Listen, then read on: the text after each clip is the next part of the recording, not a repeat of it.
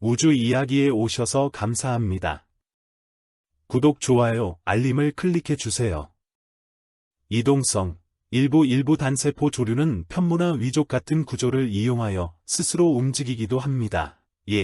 유글레나 빠른 번식, 분열을 통해 매우 빠르게 증식할 수 있으며 이는 환경 변화에 신속하게 대응할 수 있는 장점이 됩니다.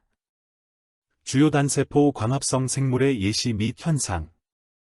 규조류, 바이어탐즈, 돌만류라고도 불리며 매우 아름다운 대칭적인 규산질 껍질, 세포벽을 가지고 있습니다. 해양 및 담수에서 가장 흔한 식물성 플랑크톤 중 하나이며 지구의 산소 생성에 크게 기여합니다. 죽은 후에는 껍질이 쌓여 규조토를 형성하기도 합니다.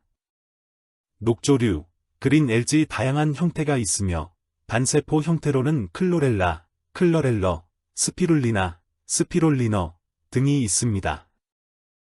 닐은 민물에 흔하며 일부는 군체를 형성하기도 합니다. 볼복스 유글레나, 유글리너 동물성 특징, 편모를 이용한 운동, 세포벽 없음, 과 식물성 특징, 엽록체를 이용한 광합성을 모두 가지고 있어 원생생물 분류에서 독특한 위치를 차지합니다. 시아노박테리아, 사이어노백티리어, 남세균 과거에는 남조류라고 불렸으나 현재는 세균으로 분류됩니다. 하지만 엽록소를 가지고 광합성을 수행하는 가장 원시적인 광합성 생물입니다. 약 35억 년 전부터 지구에 출현하여 대기 중 산소 농도를 높이는 데 결정적인 역할을 했습니다. 닐이 형성한 스트로마톨라이트는 고대 지구의 중요한 화석 증거입니다. 생태계에서의 역할. 단세포 광합성 생물은 지구 생태계에서 매우 중요한 역할을 합니다. 1차 생산자, 육상 식물과 마찬가지로 햇빛을 이용하여 유기물을 생산함으로써 먹이 사슬의 가장 기초를 이룹니다. 특히 해양 생태계에서는 이들이 생산하는 유기물이 거의 모든 해양 생물의 먹이가 됩니다.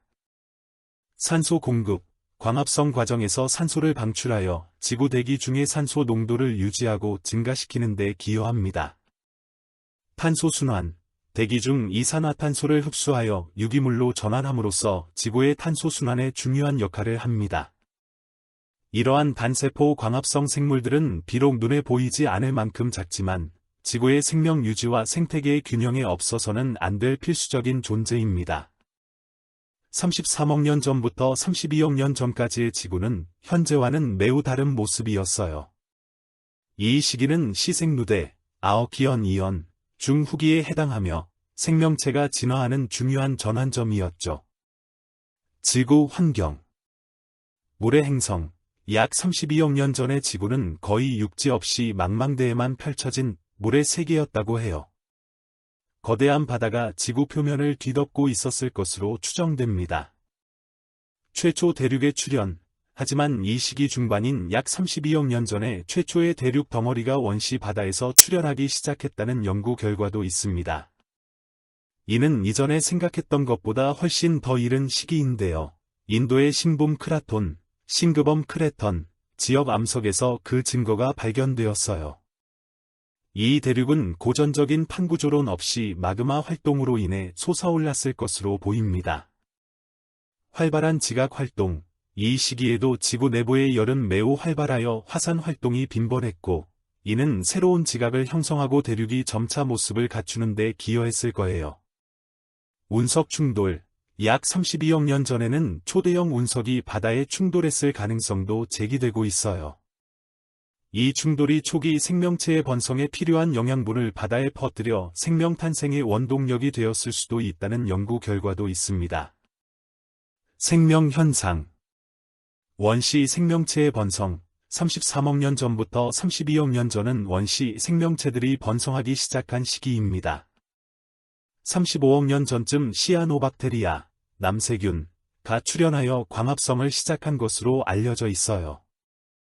닐은 산소를 대량으로 방출하기 시작했고, 이는 지구 환경과 생명 진화에 막대한 영향을 미쳤습니다. 광합성 생물의 증가, 특히 33억 년에서 28억 년 전 사이의 모든 생명체의 집단 게놈이 광범위하게 확장되었고, 현존하는 모든 유전자의 27%가 이 기간에 등장했다는 연구도 있어요. 이는 원시 생명체들이 햇빛으로부터 에너지를 얻는 보다 효율적인 방법을 개발했기 때문일 것으로 추정됩니다. 즉, 광합성 능력을 가진 생명체들이 폭발적으로 증가했을 가능성이 높습니다. 철광석 형성, 시아노박테리아가 방출한 산소는 바닷물 속의 철을 산화시켜 산화철로 만들었고, 이 산화철은 해저에 가라앉아 철광석이 되었어요. 이 시기에 지층에서 형성된 거대한 철광석층은 당시 산소 발생량이 얼마나 많았는지를 보여주는 중요한 증거입니다. 이처럼 33억 년 전부터 32억 년 전까지의 지구는 육지가 점차 형성되기 시작하고 광합성을 하는 원시 생명체들이 크게 번성하면서 지구 환경을 변화시키는 중요한 시기였습니다.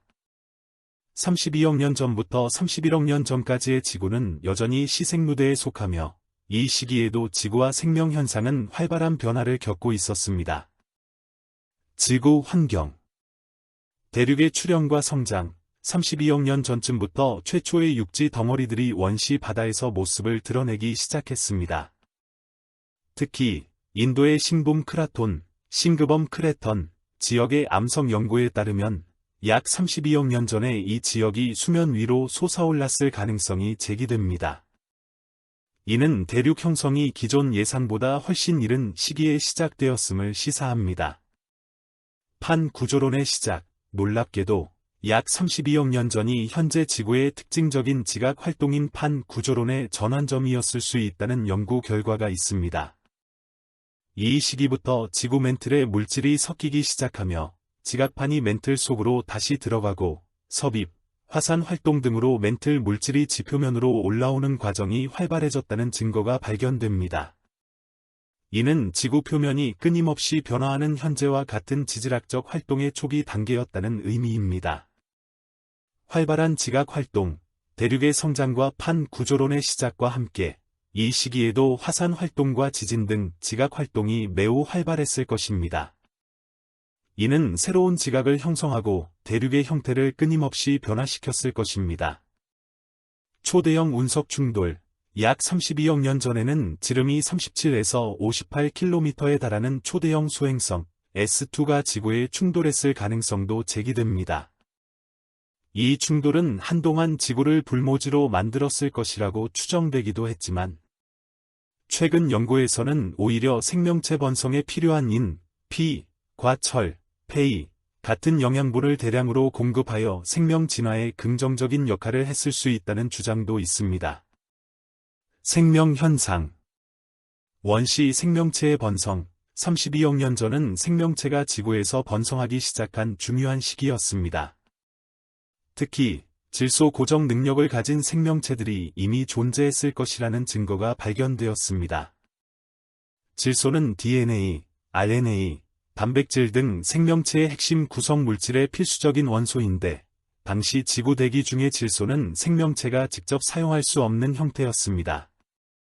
따라서 대기 중의 질소를 생명체가 활용할 수 있는 형태로 바꾸는 질소 고정 능력은 초기 생명체의 대규모 군집 형성에 필수적이었을 것입니다. 광합성 생물의 진화. 이 시기에도 시아노박테리아와 같은 광합성 생물들은 계속해서 번성하고 있었을 것입니다. 닐이 대기 중으로 방출하는 산소는 바닷물 속 철과 반응하여 거대한 철광석층을 형성하는 데 기여했습니다. 생명권의 다양성. 기존에는 이 시기의 생명권이 지구의 혹독한 환경에 겨우 버티고 있었을 것이라고 생각했지만 최근 연구는 32억 년 전에도 지구에 상당히 규모가 크고 다양한 생명권이 존재했을 가능성을 시사합니다. 이는 질소 고정 능력과 같은 중요한 생화학적 메커니즘이 이미 확립되었기 때문일 수 있습니다. 가장 오래된 생명체 화석.